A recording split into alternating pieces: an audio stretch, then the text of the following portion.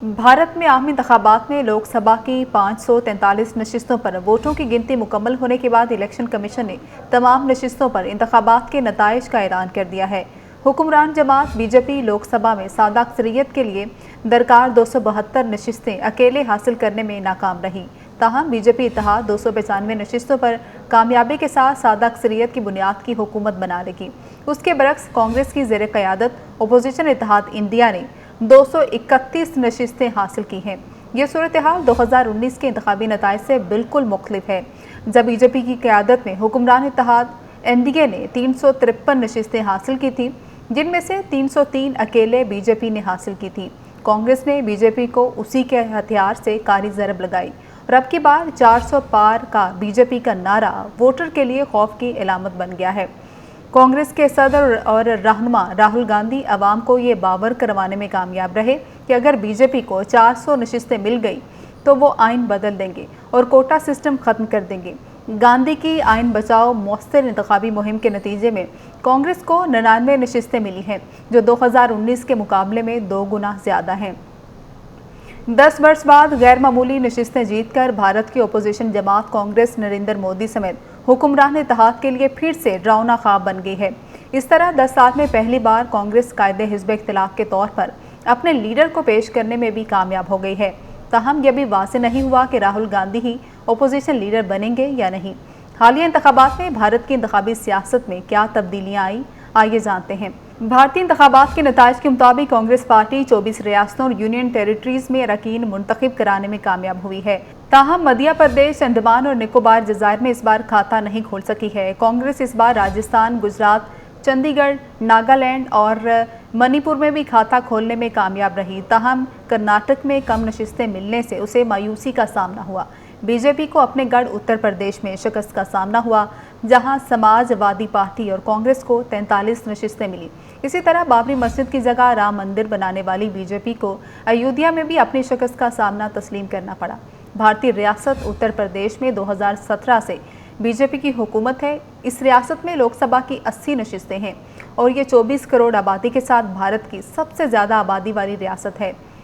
हालिया इंतखाबात में राहुल गांधी और नरेंद्र मोदी दोनों ही यहां से इलेक्शन लड़ रहे थे। 2019 में हुक्मरान इत्तेहाद एनडीए ने यहां से 64 नशिस्तें हासिल की थी, जिनमें से 62 नशिस्तें अकेले बीजेपी ने जीती थी।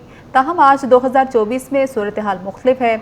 अब तक आने वाले नताइज के मुताबिक समाजवादी पार्टी यहाँ 37 और कांग्रेस ने 6 नशिस्तों पर कामयाबी हासिल की है। ये कुल 43 नशिस्तें बनती हैं। दूसरी जानब बीजेपी 33 और उसके इत्तेहादी दीगर 3 नशिस्तों पर कामयाब करार पाए हैं। दिलचस्प बात यह है कि फैज़ाबाद के हल्के में अयोध्या के मुकाम पर मोदी ने जनवरी में राम मंदिर का इफ्तिताह किया था, वहाँ भी बीजेपी पीछे है। खुद मोदी के हल्के वाराणसी में भी कांग्रेस के उम्मीदवार अजय राय ने बीजेपी को वोट बैंक को नुकसान पहुंचाया है। 2019 में यहां से नरेंद्र मोदी की जीत का फर्क 5 लाख वोटों का था, जो हालिया इंतखाबात में 1.5 लाख ही रह गया है। उसके बरक्स राहुल गांधी अपने हल्के रायबरेली में 3,90,000 वोटों के फर्क से जीते हैं। इसी तरह बीजेपी की स्मृति ईरानी, जिन्होंने 2019 के इंतखाबात में राहुल गांधी को 55,000 वोटों से शिकस्त दी थी, इस बार कांग्रेस के उम्मीदवार किशोर लाल के मुकाबले में हार गई हैं। भारत की जनूबी रियासत केरला में बीजेपी को अपने कदम जमाने में हमेशा से ही मुश्किलात का सामना रहा है। ताहम हालिया इंतखाबात में सूरत हाल तब्दील हो गई है। बीजेपी के उम्मीदवार सुरेश गोपी ने हालिया इंतखाबात में केरला के हल्के तुरशूर की नशिस्त 74,000 से ज़्यादा वोटों के फर्क से जीती है। ये केरला में बीजेपी की पहली जीत है। तजियाकारों के मुताबिक बीजेपी की जीत की एक वजह उसका खुद को रियासत में मौजूद इस्लामोफोबिक मसीही अनासर के साथ हम आहंग करना भी है। केरला 55% हिंदुओं, 27% मुसलमानों और 18% मसीहियों पर मुश्तमिल है। दोनों मजहबी अक़लीतें मिलकर कुल आबादी का तकरीबन निस्फ बनती है, जो उन्हें इंतखाबात में एक बड़ी कुव्वत बनाती है। महाराष्ट्र में कांग्रेस ने बीजेपी के मुकाबले में तकरीबन 2 गुना ज़्यादा नशिस्तें हासिल की हैं। कांग्रेस और उसके इत्तेहादी महाराष्ट्र में अहम कामयाबियां हासिल करते हुए नजर आ रहे हैं। वहीं बीजेपी और उसके इत्तेहादी शिकस्त खोरदा नजर आते हैं। नताइज के मुताबिक रियासत की 48 नशिस्तों में से 29 अपोजिशन का इंडिया अलायंस जीत हासिल कर चुका है, जिनमें 13 नशिस्तों पर अकेले कांग्रेस को बरतरी हासिल है, जबकि बीजेपी सिर्फ 9 नशिस्तें हासिल कर पाई हैं। तजियाकारों के मुताबिक अगरचा एग्जिट पोल्स उसके बरक्स थे, लेकिन ये नतीजा ज़्यादा गैर मुतवक्के नहीं है। बीजेपी ने गुज़श्ता 5 साल में रियासत में सियासी जमातों और रहनुमाओं की तजलील की, जिसकी वजह से अवाम बीजेपी से मुतनफ़िर हुए। रवायती तौर पर बीजेपी यहाँ शिवसेना के साथ इत्तेहाद करती थी, लेकिन हालिया बरसों में ये इत्तेहाद भी टूट गया है। नाकदीन तो बीजेपी की जानिब से शिवसेना में फूट डालने की कोशिशों का भी इल्ज़ाम आयद करते हैं। बीजेपी का यही तर्ज अमल उसे वोटर से दूर ले गया है। 2019 के इंतखाबात की बात करें तो बीजेपी का कर्नाटक की 28 में से 25 नशिस्तों पर फातेह रही थी, जबकि एनडीए से वाबस्ता दीगर उम्मीदवार भी नशिस्तें जीते थे। यहाँ कांग्रेस को सिर्फ एक नशिस्त मिली थी। एग्जिट पोल्स 2024 के इंतखाबात में 2019 वाली सूरत हाल ही दिखा रही थी, लेकिन ऐसा नहीं हुआ। अगरचा इस साल भी बीजेपी रियासत की सबसे बड़ी जमात बनकर उभरी है, लेकिन इस मरतबा उसे सिर्फ 17 नशिस्तें मिल सकी हैं। उसके बरक्स कांग्रेस ने 9, जनता दल ने 2 नशिस्तें हासिल की हैं। भारत की मशरकी रियासत पंजाब में सूरत हाल बेहतर रही, जहां कांग्रेस को 7 नशिस्तें मिली।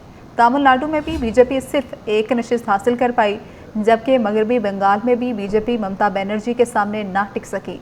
हरियाणा और झारखंड में टक्कर का मुकाबला हुआ, जबकि बिहार में भी कांग्रेस इत्तेहाद किसी हद तक मजबूत हुआ।